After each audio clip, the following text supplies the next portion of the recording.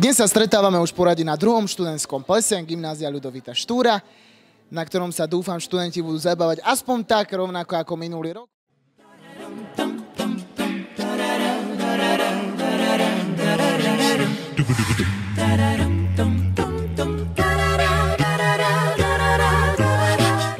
Pevne veríme, že tento ročník študentského plesu prekoná ten minuloročný, pričom napríklad novinkou je profesionálny fotokútik či bonusová cena v tombole, ktorou je ospravedlníka pre jedného žiaka na deň.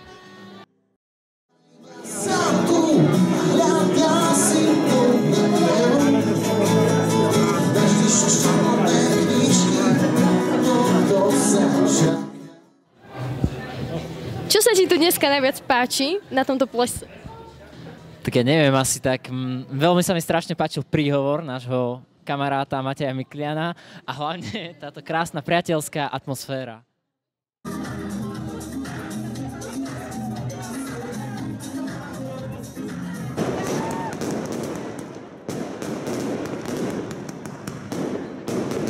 Naozaj dúfame, že akcie študentskej rady budú aj naďalej pretrvávať a táto tradícia študentských plesov na našej škole ostane rok čo rok aj po nás.